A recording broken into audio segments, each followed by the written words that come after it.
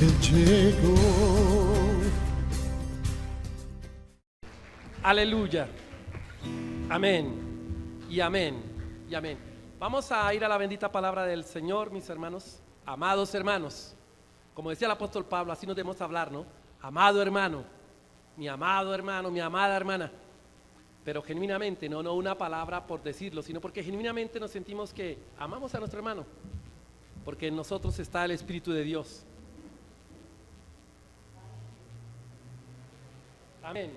Vamos al libro de Primera de Corintios. Primera de Corintios, capítulo 1 y versículo 30.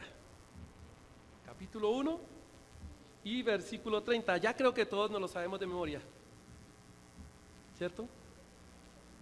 Y leemos, cuando nos ponemos de pie para leer la bendita palabra de Dios, cuando todos la tengamos en el lugar que es, decimos amén.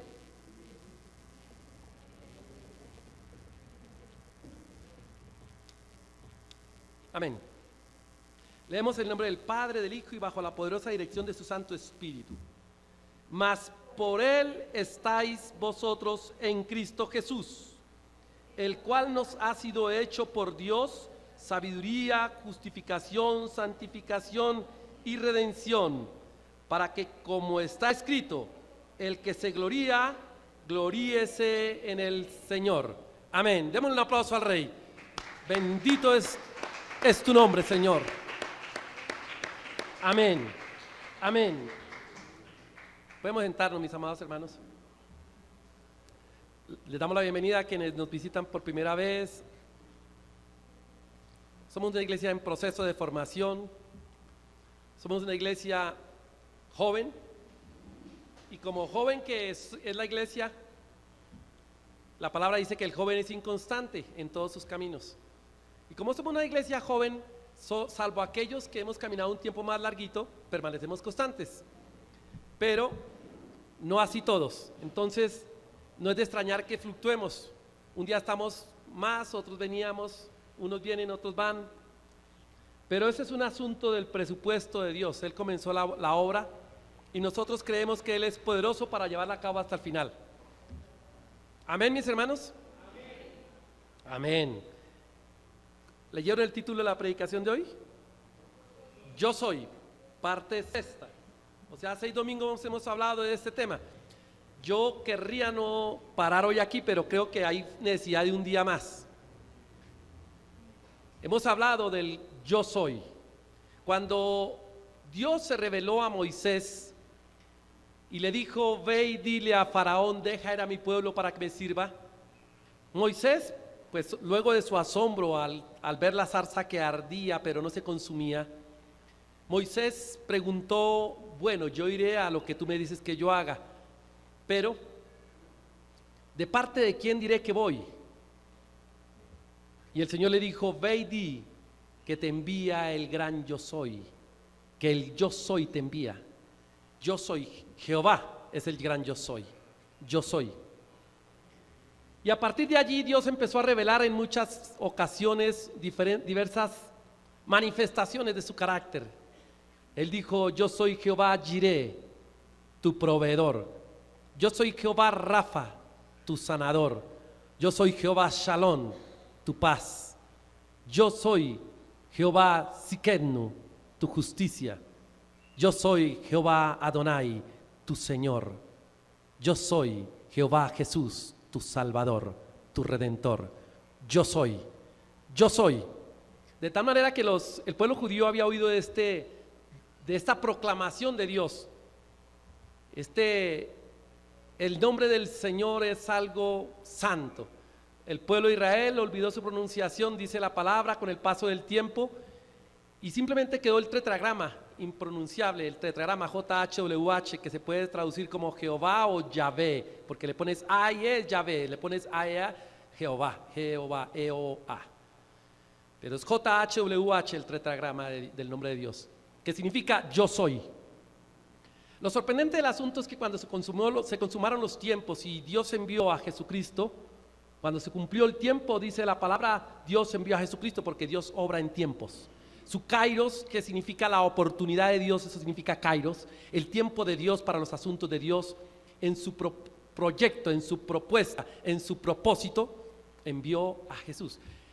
Y digo que lo maravilloso es que Él se hizo carne y hemos dicho que es como si el mar se metiera en una botella. El milagro glorioso del infinito Dios hecho a semejanza de un hombre, para venir a redimirnos a nosotros. Tan difícil era la redención humana, tan difícil, tan imposible en lo natural, que si Él mismo no se hace hombre, no había opción alguna para nosotros los seres humanos. Gloria a Dios por eso. Nosotros no lo entendíamos, ni lo pedíamos, ni nos importaba, ni siquiera hemos venido a la tierra hace 2000 y puntica de años. Y sin embargo, Dios en su infinita sabiduría, amor, en su omnisciencia, omnipresencia y en su presciencia, no presencia, sino presciencia, su conocimiento anterior a los tiempos de todas las cosas, porque Dios es omnipresente, conoce todas las cosas, todos los tiempos. Lo que ha de ser ya fue. Él conoce todo, Él lo sabe todo. En su infinita misericordia y sabiéndolo, de antemano nos envió a un Salvador. La palabra declara el Cordero inmolado desde antes de la fundación del mundo. Esto nos reventa a nosotros el fusible. El Cordero inmolado desde antes de la creación del mundo. Eso es lo que dice Dios. Porque en su plan eterno, antes de que Cristo viniera, Dios ya había determinado en el concilio eterno con el Espíritu Santo y con el Hijo, enviar a su Hijo a redimirnos. Luego, el Hijo moriría por nosotros, sería levantado entre los muertos para redención de nuestros pecados. Y esto en un plan glorioso. Cuando Cristo viene, entonces empieza a revelarse como el yo soy. Y Él empezó a decir, yo soy la verdad, el camino y la vida. Yo soy. El pueblo de Israel oía este yo soy, que para nosotros pues no tiene gran connotación. Para el pueblo de Israel sí la tenía, porque ya sabían que el yo soy era Jehová. Cuando Él empezó a decir yo soy, ellos sabían a qué se refería y por tanto empezaron a molestarse.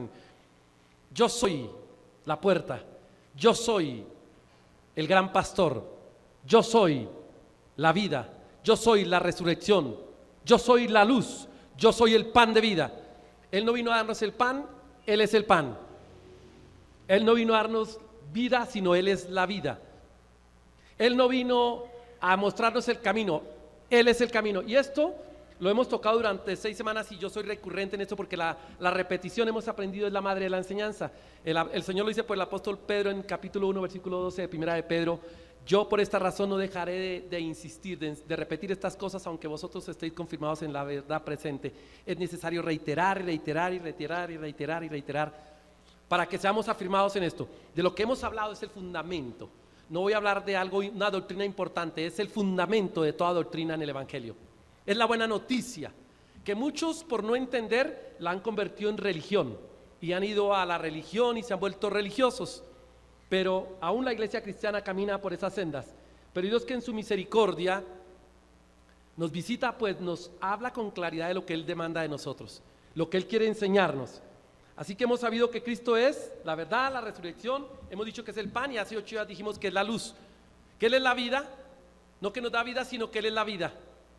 No que Él nos da el pan, sino que Él mismo es el pan, o sea que nos da la vida, pero la sustenta. Y que cuando tenemos la vida y nos sustenta es necesario que caminemos por sus sendas, pero para mirar sus sendas necesitamos que es el camino que Él mismo es, necesitamos la luz que Él mismo es. Esto yo sé que no es fácil de digerir, pero es necesario que seamos afirmados en esto, que lo entendamos harto o un poco menos quizá, pero que vayamos empezando a dar pasos hacia allá. De otra forma, el Cristo de nosotros se convertirá en el Corcovado, en el Señor de los Milagros, en el Señor de Guadalupe, en muchas otras cosas, pero no en el Dios vivo y verdadero que Él es. Decíamos que Él quiere revelar lo que Él es en este tiempo. Él no quiere que nosotros aprendamos historia sagrada. La mucha información teológica, la información no es lo que Dios preparó para nuestras vidas, no es su concepto. Ese es el concepto nuestro, querer saber mucho de Dios, y es bueno, pero hay que bajar esa información de la mente al corazón. El lugar, la distancia más larga que existe no es de aquí a la China, no es de aquí a Hong Kong, es de aquí a aquí. Tener mucha información hace que la gente se haga arrogante, soberbia. El teólogo no es humilde, el teólogo es soberbio porque él piensa que sabe todo, que tiene a Dios completamente desnudo, que lo conoce y conoce todos sus intrincados secretos y misterios. Y entonces el que sabe 2 versículos anda con soberbia, se hace titular el apóstol o el gran pastor, el hipermega que no cabe en ningún lugar, porque eso hace la sabiduría, el exceso de conocimiento hace que nosotros nos volvamos soberbios. Corrompemos la sabiduría como le pasó a Satanás, a Luzbel. Corrompió su sabiduría y cayó, porque tan pronto corrompe la sabiduría se hace arrogante y orgulloso y pretende ser más que Dios y al tierra es cortado. Y eso mismo acontece con los hijos de los hombres el día de hoy. Hemos visto la caída de hombres que han subido, pero Dios se encarga, porque yo no creo que haya nada fuera de la soberanía de Dios. Dios dice que antes de la caída antes del abatimiento es la soberbia, antes de la humillación es la altivez de espíritu. Así que debemos cuidarnos, y el que dice saber algo aún no lo sabe como debe saberlo, y el que se cree fuerte, mire que no caiga. O sea, no nos jactamos de grandeza, no nos jactamos de saber nada, porque si algo hemos recibido, ahí lo acabamos de leer, nadie se debe jactar en su presencia. Si hemos entendido algo es porque Dios nos ha dado entendimiento. Si somos cristianos es porque Él nos llamó, porque nos miró, no porque nosotros lo buscábamos. La palabra lo declara, no, nosotros no lo estábamos buscando, Él nos buscó a nosotros y nos halló. Amén, mis hermanos, hasta ahí estamos de acuerdo todos, ¿cierto? Hasta ahí vamos de acuerdo. Entonces el Señor empezó a revelarse como el pan. Él dijo: yo soy el pan, el que no come mi carne y bebe mi sangre. ¿Canibalismo? Lo hemos dicho aquí. La gente se asombraría en aquel entonces. Hoy ya a nosotros nos parece normal, porque desde pequeños en la iglesia católica no oíamos decir: este es el cuerpo de Cristo, y lo comíamos y no mordíamos la hostia, no sea que le mordiéramos un brazo por ahí o alguna cosa, porque no se entiende esto sino espiritualmente. De otra forma simplemente es intelecto. Dios quiere que nosotros no tengamos información sino revelación. La información, dijimos hace 8 días, nos habla del lugar donde Dios estuvo en los tiempos pasados, pero la revelación nos dice lo que está haciendo Dios hoy. Nosotros queremos saber lo que hace Dios hoy, queremos conocer su voluntad el día de hoy, y Él ha determinado que nosotros conozcamos su voluntad en el día de hoy. Él ha dicho en Isaías 43:10: porque yo quiero que me conozcáis, me creáis y me entendáis. Muchos le han conocido como Job: de oídas te había oído, y un concepto teórico, bíblico y distante, religioso, que nos hace soberbios, lo que acabo de hablar. Pero luego que Dios abate la soberbia y el hombre viene a caminar por los caminos de la humildad, del gran pastor de las ovejas, del Jesucristo de Nazaret, que caminó por los caminos polvorientos sin jactancias de ningún estilo, y nos invitó a caminar como Él, pues Él mismo dijo: hayan vosotros el mismo sentir que hubo en Cristo. En Cristo Jesús, el cual, siendo en forma de Dios, no tuvo como cosa que aferrarse de ser Dios, sino que se despojó de sí mismo y se hizo hombre, y descendió a la condición de siervo, y como siervo fue crucificado en la cruz, y porque murió, Dios lo exaltó, porque fue humillado a lo máximo, Dios lo exaltó a lo sumo y le dio un nombre que es sobre todo nombre, para que en el nombre de Cristo se doble toda rodilla a los que están en los cielos, en la tierra y bajo la tierra. Ese es el camino del que Él dice: yo soy el camino. Ese es el camino. Hay que morir para resucitar, hay que caer en tierra, porque si el grano no cae, solo quedará. Tenemos que fructificar. Nosotros no fructificamos en nuestra carne, en nuestra naturaleza carnal. Nosotros fructificamos muriendo, porque es el camino. El camino es Él, miremos cómo es Él, y nosotros tenemos que ir esa senda. Alguien puede intentar una nueva senda, la puede trazar, teológicamente puede hallar fundamentos, pero hermenéuticamente y de muchas otras, con la exégesis puede encontrar esto, pero lo que hay que creer es lo que Dios dijo: yo soy el camino. Ahora, estamos en 1 Corintios 1:30. Esto era como un preámbulo de lo que hemos visto en las 6 predicaciones. Algunos la han guardado, algunos han querido esforzarse por entenderlo, otros simplemente un tema más dominical. Cualquiera que sea el caso, hoy vamos a continuar hacia allá. Él dice que 1 Corintios 30 dice: por Él estamos en Cristo. Creo que por ahí comenzamos la serie, diciendo que por Él, o sea, por Dios nosotros estamos en Cristo, quien nos ha sido hecho de parte de Dios para nosotros sabiduría. En la versión internacional dice 2 puntos: sabiduría, justificación, santificación y redención. ¿Quién hizo esto? Dios. No buscábamos nosotros a Dios. Entonces esto se divide en 2 partes: que por Él nosotros estamos en Cristo. Imaginemos que este templo es Cristo, y que por la misericordia de Dios nosotros estamos en Cristo. Estamos no lo buscamos nosotros, Él nos buscó a nosotros. Por eso dice que por Él estamos en Cristo. Esa es la primera parte del versículo: por Él estamos nosotros en Cristo. Y la segunda parte del versículo es: el cual nos ha sido hecho por Dios, nos ha sido para nosotros, por Dios fue hecho para nosotros sabiduría.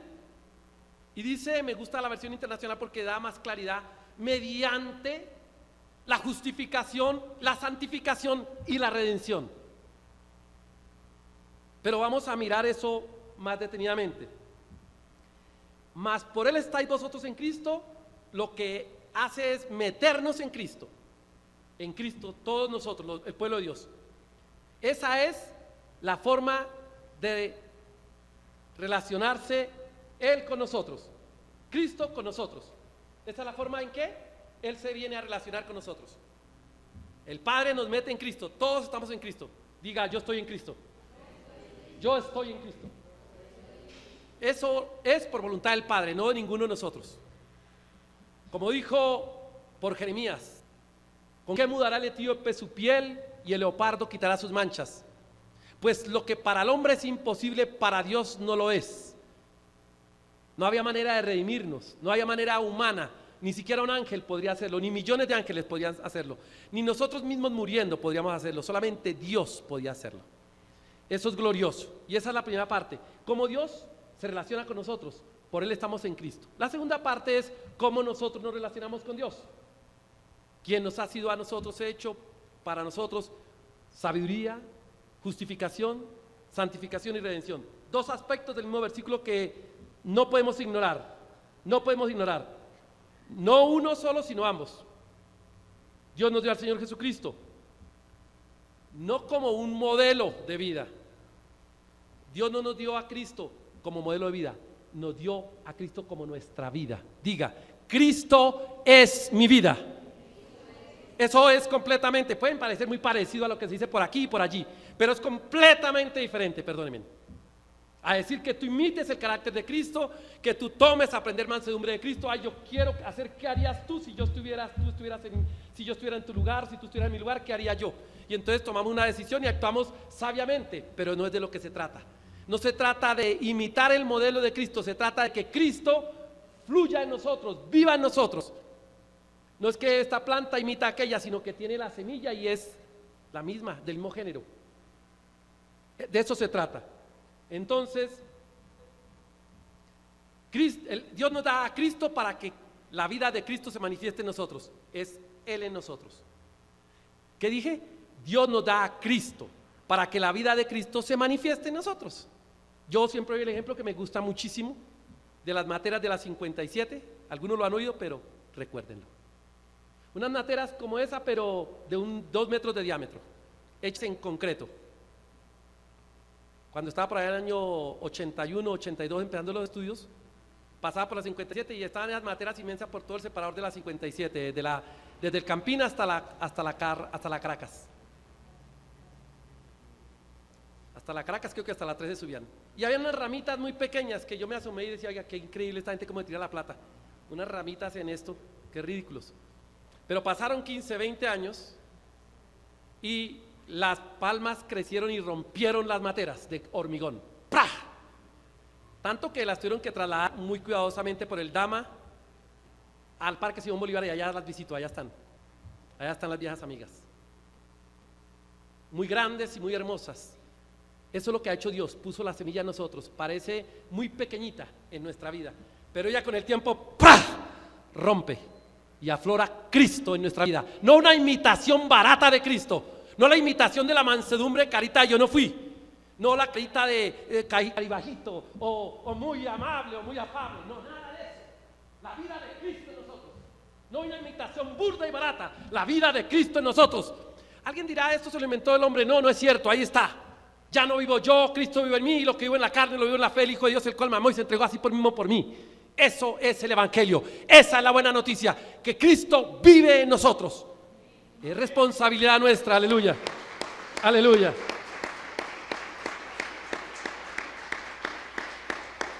Ni sabemos cómo aconteció, no podíamos nosotros, ¿cómo podíamos nosotros decirle, Dios métete en mí? ¿Cómo suplicándole o raspando o frotando la Biblia como una lámpara maravillosa? ¿Cómo? Humillándonos, subiendo de rodillas a Monserrate. ¿Cómo podíamos hacer que Dios viniera a vivir en nosotros? ¿No les parece presuntuoso eso? ¿Insospechado eso? La mente más optimista jamás se le ocurriría eso. El hombre científico, el hombre natural no puede concebir que Dios viva en nosotros, no lo puede entender. De hecho no lo aceptan a él, menos que viva en vasijas de barro como nosotros. La Biblia dice, ha puesto ese precioso tesoro en vasijas de barro para que la excelencia sea de él y no del barro. Él lo ha puesto, está en nosotros. ¿Cómo lo hizo? Es el misterio. No podíamos hacerlo nosotros, tenía que provenir de su voluntad. Por eso hemos dicho en esta semana, y me ha quedado grabado, cuando no veamos la mano de Dios en favor nuestro, aún recordemos que el corazón de Dios es bueno. Eso me gusta mucho.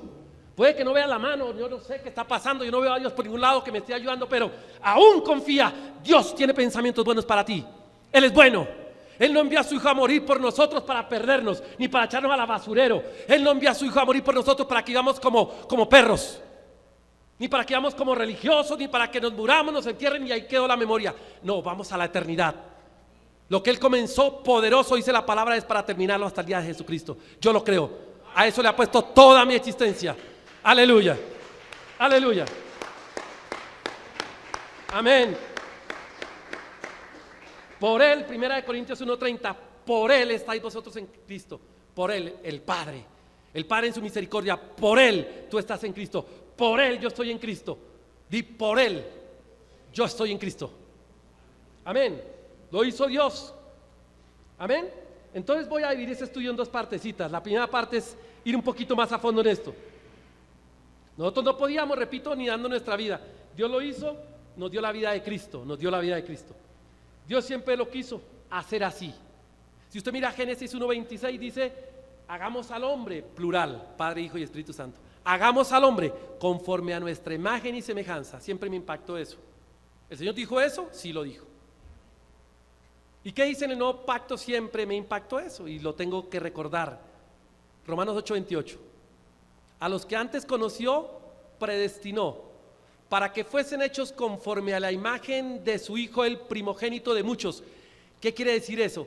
Génesis 1:26, Romanos 8:28, que Dios es inmutable, que no lo frustra nada, que lo que determinó hacer en Génesis lo sigue haciendo en este tiempo. Él es el mismo ayer, hoy y por los siglos. Él dijo que seremos a su imagen y semejanza, y seremos a su imagen y conforme a su semejanza, porque Él no es burlado de nada, nadie lo frustra. Eso es evangelio, esa es la buena nueva. No que tengas un carro de más cilindraje, ni que tengas una casa en las montañas, ni que vayas a bailar por el mundo. La buena noticia es que tú eres hecho a la imagen de Él, que el día que nos entierren y faltan cada día menos días, ese día estaremos seguros de una sola cosa. Como dijo Job, yo sé que después de deshecha hasta mi carne, mis ojos verán a mi Redentor. Y lo veremos y ya no preguntaremos nada, porque entenderemos todo, porque somos transformados todos los días a su semejanza, dice en 1 Corintios, como por el mismo Espíritu del Señor. Eso es evangelio, no es que tenga casa, carro y beca y una chequera abundante. Eso es lo que el Señor quiere que nosotros sepamos. Así que repito, no es un propósito que Dios haya trazado en este tiempo, o que algún teólogo brillante haya querido entender de esta manera. Es claro que desde el principio hasta el final ese es el propósito de Dios. Amén.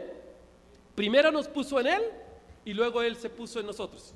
Digámoslo, primero nos puso en Él y luego Él vino a nosotros. Amén. Primero nosotros en Él, segundo Él en nosotros. Vamos a hablar hoy, y no creo que alcance todo el tiempo para hablar de la segunda parte. Vamos a hablar de primero nosotros puestos en Él, en Él, en Él. Esto es fundamental, estos son fundamentos del evangelio verdadero. Son cosas que yo no entiendo. No entiendo por qué no se recalcan, por qué la gente anda pensando en otras cosas, por qué no se habla de esto si es lo que el Espíritu Santo en verdad quiere enseñarnos. Sin comunión no hay relación. ¿Qué dije? Sin comunión no hay relación. Sin relación no hay comunión. A ver, vamos a ver a qué me refiero con esto. Si nosotros no estamos en Cristo, sería imposible que Él estuviera en nosotros. Y voy a explicar por qué. Si nosotros no estuviéramos en Cristo, sería imposible que Él estuviera en nosotros. Voy a decir por qué. Nosotros en Él estamos, y les dije genéticamente, lo he dicho muchísimas veces y lo reitero muchas veces. Nosotros estamos genéticamente en Cristo. Cuando Él fue a la cruz, nosotros estamos genéticamente en Cristo. Estábamos ahí. ¿Por qué? porque el Padre nos puso ahí. Por Él estáis vosotros en Cristo. O sea, yo empecé a predicar el Evangelio hace 20 años. ¿Sabe quién estaba aquí en mis lomos cuando yo predicaba? Entonces yo iba para acá y a mí no me dolía nada, pero ya estaba en mis lomos. ¿Cuántos saben eso? ¿Lo podemos entender o no? Sí, estoy diciendo que en tu genética están tus hijos. Que las que no se han casado, ahí en tu genética están los hijos que han de venir de ti. Yo no estoy diciendo nada que no sea real. ¿Es verdad o no? Por eso vemos que Judita se parece que haya más a doña Isabelita. Por eso vemos que David se parece a sus padres. Amén. Porque el hijo de tigre nace con rayas y el hijo de Fara, rabipelado. Porque es hijo de Fara. ¿Sí o no? Vosotros los hijos del diablo queréis hacer la voluntad de vuestro padre, dijo el Señor. Pero yo soy hijo de Dios, quiero hacer la voluntad de mi Padre. ¿Qué queremos hacer? La voluntad de nuestro Padre porque somos hijos de Dios. Él nos puso en Cristo. No habíamos nacido, pero ya estábamos en Cristo. Por el poder de Dios, de una manera que solamente Dios podía hacer. Amén. Todo lo que Dios hizo en Cristo resolvió para siempre nuestra situación. Todo lo que Dios hizo en Jesucristo caminando en esta tierra resolvió de una vez y para siempre toda nuestra situación con respecto al pecado y a la caída. Porque de la misma manera que entendemos, por un hombre caímos todos. El pecado original trajo la muerte. Sabemos que el Señor dijo: el día que comiereis del árbol de la ciencia del bien y del mal, el fruto del árbol de la ciencia del bien y del mal, moriréis. Y comieron del árbol de la ciencia del bien y del mal y murieron. Pero ellos eran los padres nuestros. Estábamos en los lomos de Adán, porque no venimos del mico, aunque algunos se parecen. No venimos del sapo, aunque muchos brincan de aquí para allá, pero no venimos del sapo. Venimos de Adán, allá. Es glorioso esto porque él dice el primer Adán, y a Cristo lo llama el segundo Adán. Lo llama Dios, no lo llama el teólogo ni el hombre que se inventa esto, es Dios en su soberanía, en su sabiduría.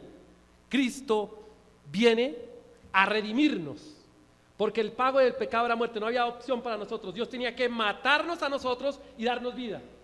Eso tenía que hacer Dios, porque la paga del pecado es muerte. Cualquier mandamiento que incumpliéramos de la voluntad santa de Dios, de su palabra, acarreaba muerte. Y Dios es justo. Cuando nosotros pensamos en Dios, lo primero que pensamos es en justicia. Él es justo. Muchos, al pensar en el Señor, lo primero que piensan es en un juicio. Casi todos así. ¿Por qué? Porque decimos: uy, el día que me muera, si algún concepto de Dios es ¿cómo va a hacer ese juicio? ¿Cómo me va a ir? Entonces, Dios tenía que hacerlo. Y Jesucristo tomó nuestro lugar y Dios nos puso en Cristo. Jesucristo tomó nuestro lugar y nosotros estábamos en la genética de Cristo. Yo sé que eso no sé si lo podemos entender, pero creo que deberíamos entenderlo. No es tan complicado, ¿les parece? Que cuando Cristo vino a la tierra, tú y yo estábamos en Cristo, en la genética. Así como cuando yo vine, repito, hace 20, 25 años, así fuera un jovencito, de mi genética iban a ser Dana Paula y Laura Catalina. Eso no creo que sea difícil de entender. O entender lo que venimos de Adán y que en la genética de Adán, por escalita llegamos acá. ¿Lo podemos entender, mis hermanos? Es una obra del amor y del poder de Dios que estuviéramos en Cristo. Del amor y del poder de Dios. Lo lógico era que veníamos de Adán. Lo increíble es que Dios haya hecho la transferencia y nos haya metido a nosotros antes de nacer en Cristo. A los que antes conoció, los puso en Cristo. A los que antes conoció, predestinó en Cristo. Y esto, quizá para entenderlo, yo no sé, hay unas muñequitas que son, Araceli, ¿recuerda cómo llaman las muñequitas rusas que viene una metida ante otra, una ante otra, una ante otra, una ante otra? ¿Alguien recuerda cómo llaman las muñequitas? ¿La han visto? Son unas muñequitas, una artesanía, ¿unas qué? Natachas, o yo no sé. Son, si la tierra salva las tenía, pero la tierra salva no la coge nadie, menos que las tenía. No, limitémonos bien a las muñecas. Esas muñecas eran unas muñequitas en madera muy delgadita y vienen con bien diseñadas, decoraditas en pintura. Y sacas la grande, le abres la cabeza así, se abre y sacas otra ahí, igualita pero un poco más pequeña. Y sacas esa y hay otra más pequeña y sacas otra y sacas otra y otra y otra y otra y otra, hasta que queda muy chiquitica. Pero si las metemos todas no se ve sino una. No se ve sino Adán, pero todos estamos ahí. No se ve sino a Cristo, pero todos estamos en Él. ¿Sí, amén? Esto es glorioso, hermano. Yo siempre que lo pienso y me acuerdo me sigo maravillando, aunque ya lo he oído muchas veces y lo tengo por claro. Pero Dios ve únicamente a Adán en la desobediencia y nos vio a todos ahí. Y cuando nos trasladó a Cristo, nos metió en Cristo y solamente ve a Cristo y estamos todos en Él. Amén. Dios nos puso a todos en el Adán 2.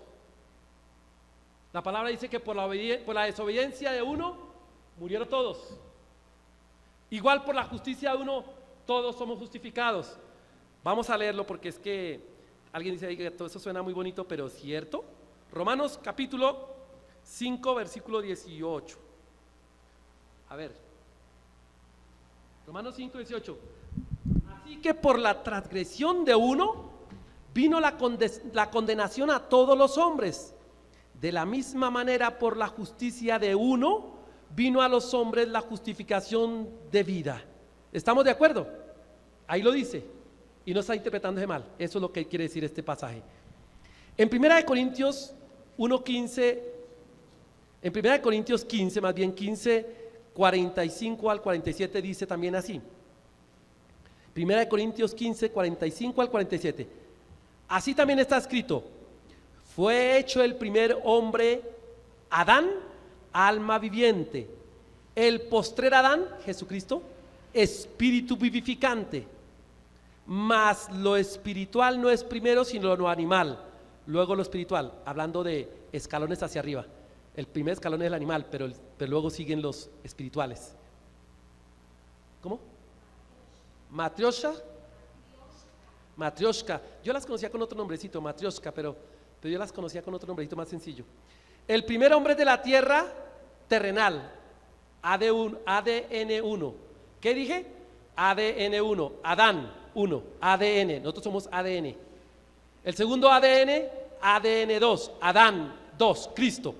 Ahí lo dice, el primer Adán es de la tierra, el segundo hombre es el Señor, el segundo es el Señor, o sea Jesucristo, es del cielo. Entonces hasta aquí estamos diciendo que esto tiene fundamento, no es que es alguien que se inventa esta doctrina, porque es el fundamento de tu vida y de la mía. Nuestro viejo hombre fue crucificado junto con Cristo, Romanos 6:6. ¿Por qué? Porque estábamos en Cristo como matrioscas. O sea, como una matrioska. El Señor Jesús nos llevó con Él a la cruz. Solamente que no nos dolió porque estábamos genéticamente. Podríamos decir, genéticamente, David estuvo en el Instituto Técnico Central. ¿Sí? Sí. David, ¿estudiaste en qué colegio? Qué pena. En Funza, en un colegio cristiano. Él estudió en un colegio cristiano, pero yo dije que David estudió en el Instituto Técnico Central, porque cuando este varón estaba en el Instituto Técnico Central, lo tenía en los lomos. Estoy diciendo algo de acuerdo a lo que estamos hablando, ¿ok? Dana Paula estuvo en el Restrepo Millán, un colegio de varones, y usted queda metida allá en mis lomos. Y nosotros en Cristo fuimos crucificados. En Cristo fuimos enterrados y en Cristo resucitamos. Amén. Eso es lo que dice la buena nueva del Evangelio. Eso es el Evangelio, las buenas noticias. Alguien debería decir gloria a Dios. Gloria a Dios, gloria a Dios, gloria y más gloria y más gloria y más gloria a ti, Señor. Por eso dice la palabra en Romanos 6:6, que correspondería a número de hombre, por supuesto. Sabiendo esto, Romanos 6:6, que nuestro viejo hombre fue crucificado juntamente con él, porque él vino y tomó cuerpo humano y nosotros estábamos en él, para que el cuerpo de pecado fuera destruido, a fin de que no sirvamos más al pecado. Amén. Estamos en él. Gloria a Dios. Gloria a Dios.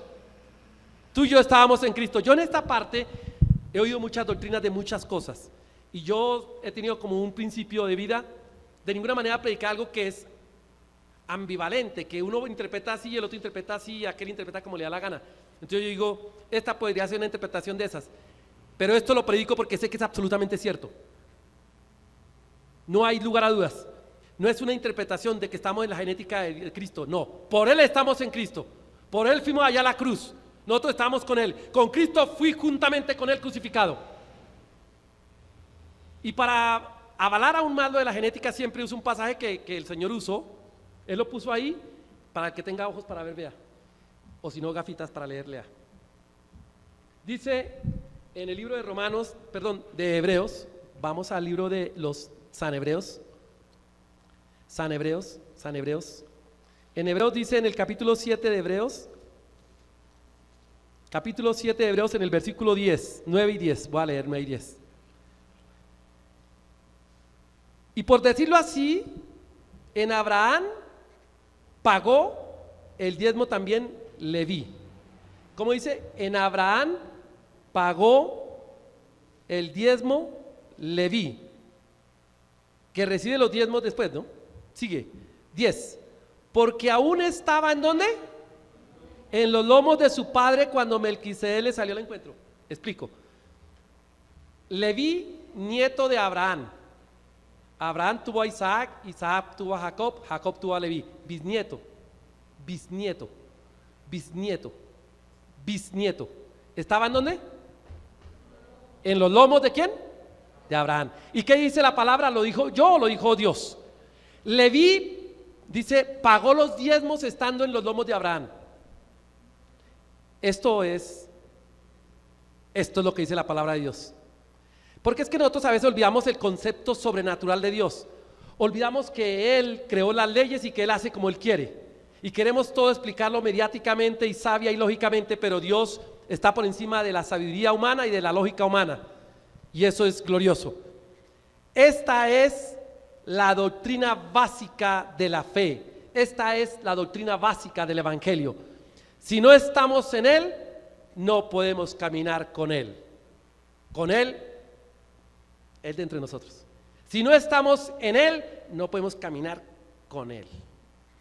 Porque estar en Él es venir a salvación, es haber estado en la cruz, es haber sido redimidos. Por estar redimidos en Él, podemos recibirlo a Él. Si no estábamos en Él, no podíamos recibirlo a Él.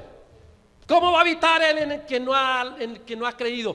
¿Cómo ha de venir su Santo Espíritu en quien no estuvo allí, no entiende nada de esto?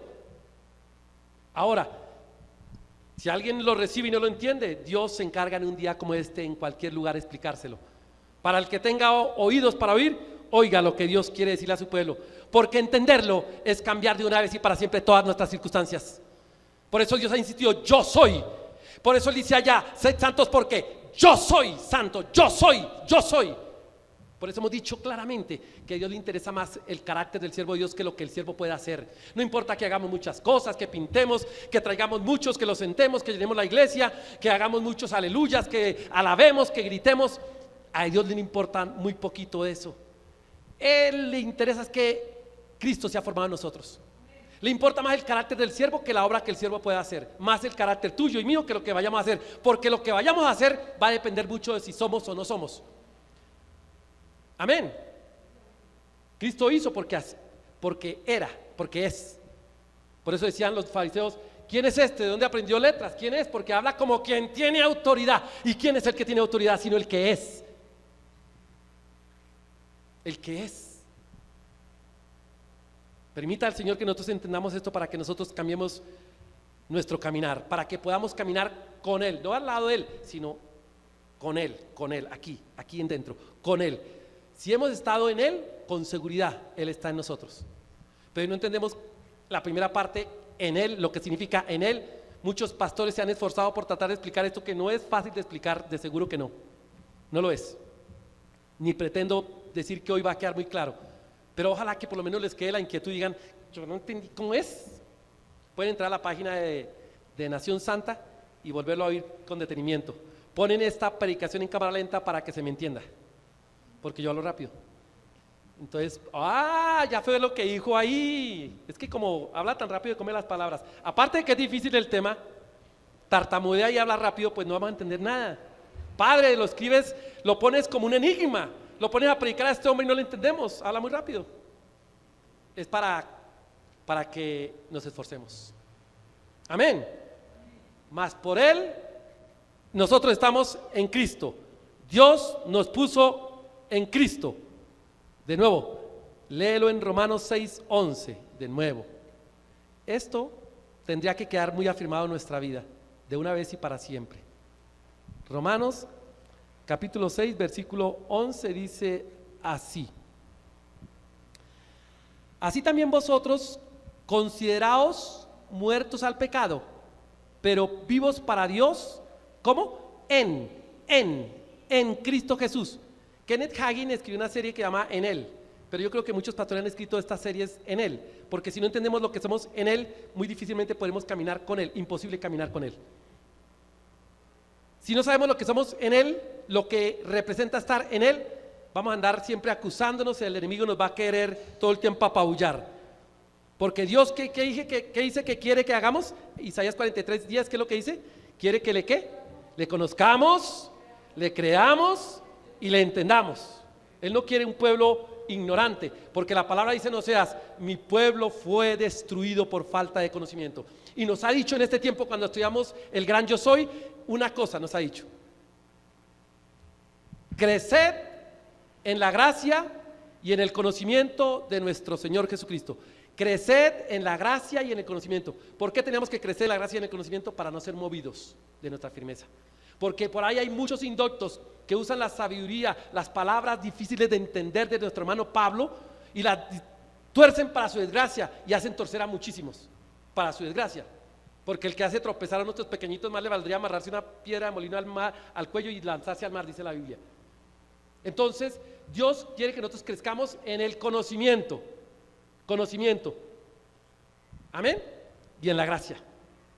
Vamos luego a estudiar qué es crecer en la gracia del Señor, pero estamos estudiando crecer en el conocimiento, porque la palabra dice que todas las cosas que pertenecen a la vida y a la piedad ya nos fueron dadas mediante el conocimiento de aquel que nos llamó por su gloria y excelencia. Está diciendo Dios que si nosotros entendemos, las puertas de lo que es espiritual y lo que es natural se abren, que no va a ser un acto mágico, es un acto de entendimiento. ¿Y quién va a ser el que se esfuerza por el entendimiento sino aquel que ama a Dios? Mira que te mando que te esfuerces, que seas valiente, que no temas ni desmayes. Eso es lo que dice el Señor: nunca se apartará de tu boca estéril la ley, sino que de día y de noche meditarás en él, para que guardes y hagas todo lo que en él está escrito. Entonces harás prosperar tu camino y todo te saldrá bien. Meditar en la palabra de Dios, escudriñar a fondo las escrituras, nos va a hacer sabios. Por eso dice: léela para que seas sabio, créela para que seas salvo, practícala para que seas santo. Es lo que Dios quiere en nuestra vida. Él no nos quiere como un pueblo religioso. Que Dios lo bendiga, mi hermano. Él quiere un pueblo entendido, un pueblo entendido. Por eso, cuando entendemos, deberíamos entender esto de en Él antes de bautizarnos, porque cuando nos bautizamos y vamos a las aguas, lo que estamos diciendo es: con Cristo estoy juntamente crucificado, he muerto con Cristo, resucitado para vida eterna. Eso es una forma visible de proclamar una realidad invisible, un acto de una fe genuina. Eso es nuestra salvación, la profesión de fe nuestra. Unidos a Él en su muerte, unidos con Él en la resurrección. Eso es nosotros en Él. Amén. Inclinemos el rostro, mis hermanos. Prepara hoy, prepara senda que redime, prepara hoy, prepara senda que restaura, prepara